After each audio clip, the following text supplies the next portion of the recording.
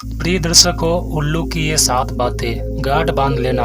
अगर उल्लू की ये 7 बातें अगर आप गांठ बांध कर अपने जीवन में उतार लेते हैं तो चाहे आपके सामने कितना भी बड़ा पहाड़ क्यों ना हो, अगर आप इन 7 बातों को गांठ बांध लेते हो तो आप उस बड़े से बड़े पहाड़ को भी आराम से लांघकर पार हो जाओगे। प्रिय दर्शकों, आज की उल्लू की ये 7 बातें बड़ी ही ज्ञानवर्धक है। अगर इन 7 बातों को अपने जीवन में उतार लेते हो तो आप अपने जीवन में हर बड़े से बड़े शिखर को प्राप्त कर सकते हो, जिसे राजा महाराजा भी प्राप्त नहीं कर। प्रिय दर्शकों, आज की यह कहानी उल्लू की कहानी है और उल्लू की ये छोटी सी कहानी आज की बड़ी ही प्रेरणादायक है। अगर उल्लू की इन 7 बातों को अपने जीवन में गांठ बांध लेते हैं तो जीवन में कितनी भी प्रकार की मुसीबत आ जाए आप कभी भी नहीं डरोगे। प्रिय दर्शकों, आज की ये कहानी उल्लू की कहानी है और बड़ी ही ज्ञानवर्धक कहानी है और इस ज्ञानवर्धक कहानी से आपको बहुत बड़ी सीख और प्रेरणा मिलने वाली है। तो कृपया आप इस वीडियो को लाइक करके सब्सक्राइब का बटन दबा दें। प्रिय दर्शकों, आज की ये कहानी बड़ी ही ज्ञानवर्धक कहानी है और यह ज्ञानवर्धक कहानी आज की उल्लू की कहानी है। प्रिय दर्शकों, प्राचीन काल की समय की बात है। एक बार एक घना जंगल था। उस घने जंगल में एक विशाल पेड़ हुआ करता था और उस विशाल पेड़ पर एक उल्लू का जोड़ा रहा करता था। वह दोनों उल्लू एक दिन अपने शिकार के चक्कर में जंगल में जाते हैं और तभी उन्हें एक जगह पर एक चूहा और उस चूहे को मारने के चक्कर में, चूहे का शिकार करने के चक्कर में एक सर्प बैठा हुआ था। वह दोनों उल्लू दूर से बैठे बैठे एक टहनी पर यह नजारा देख रहे थे। तभी एक चूहे को खाने के लिए एक सांप उसका विलाप कर रहा था। तभी वह दोनों उल्लू चलते हैं और एक उल्लू चूहे को ले लेता है और दूसरा सर्प को पकड़ लेता है और उन दोनों को पकड़कर अपने पंजों की मदद से अपने पेड़ की टहनी पर ले जाते हैं और दोनों उल्लू पास पास में बैठ जाते हैं। एक उल्लू के पैर के नीचे सांप था और दूसरे उल्लू के पंजे के नीचे चूहा था। प्रिय दर्शकों, उसके बाद में वह दोनों उल्लू सोचते हैं कि अरे वाह, आज तो हम बहुत अच्छा नाश्ता करने वाले हैं। दोनों उल्लू यही सोच रहे होते हैं। इसके बाद में सर्प देखता है कि जिस चूहे को वो खाना चाहता था वह चूहा उसके बेहद करीब ही था। चूहे को देखकर सर्प की जीभ में पानी आ जाता है और सर्प सोचता है, अरे वाह, ये चूहा तो खुद मेरे पास आकर बैठा है, आज तो मैं इसे जरूर खाऊंगा।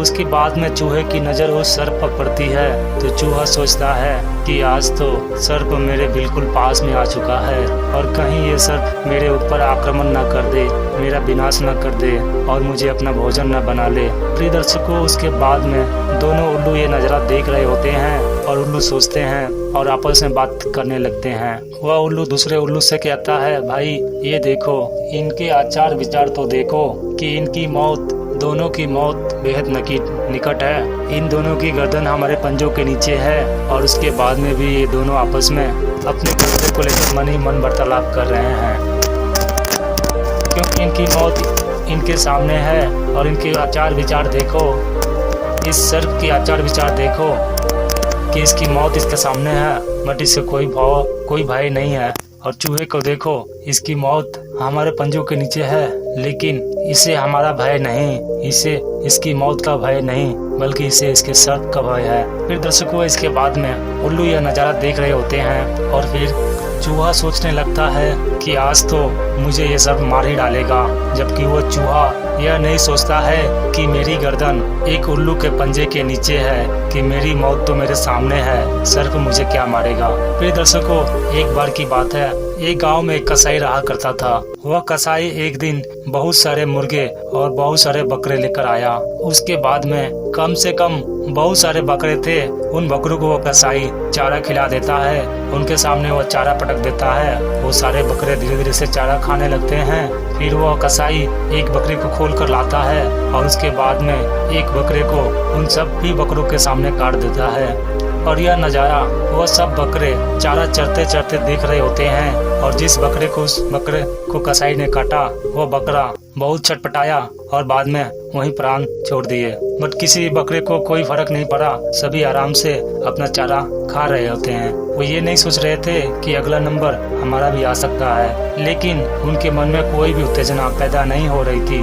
उनके मन में कोई भी भय या डर नहीं था कि आगे हमारा नंबर आने वाला है, हमारा भी इसी प्रकार मृत्यु होने वाली है। प्रिय दर्शकों, अगर उन बकरों के सामने कोई शेर आ जाता या कोई चीता आ जाता या कोई भालू आ जाता तो वह सब बकरे बहुत ज्यादा भय से डर जाते, बहुत ज्यादा घबरा जाते।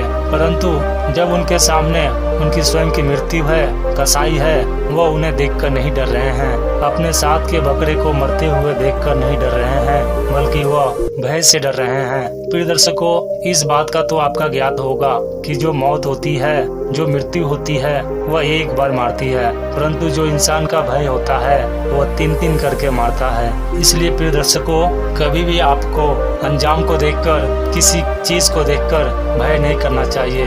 आपको केवल अंजाम को देखना चाहिए। कभी भी आपको किसी भी मुसीबत को देखकर जीवन में भय नहीं करना चाहिए। प्रिय दर्शकों, कोई भी मनुष्य बुद्धि से भय को दूर करता है और तपस्या से महान बनता है और गुरु सेवा से ज्ञान प्राप्त करता है और साथ ही योग्य से शांति प्राप्त करता है। इसलिए मनुष्य को कभी भी भय को देखकर या फिर अपने सामने खड़ी मुसीबत को देखकर भय नहीं करना चाहिए। जिस प्रकार से वो सर्प और वो चूहे थे, क्योंकि उनके जीव के आचार विचार और उनके मन के आचार विचार ही अलग थे और वही उनके आचार विचार ही उनकी मृत्यु बने हुए थे।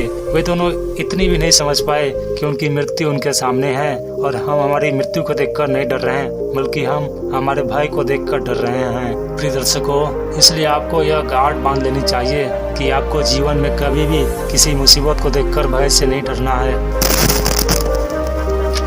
आपको आखिरी अंजाम तक पहुंचना है।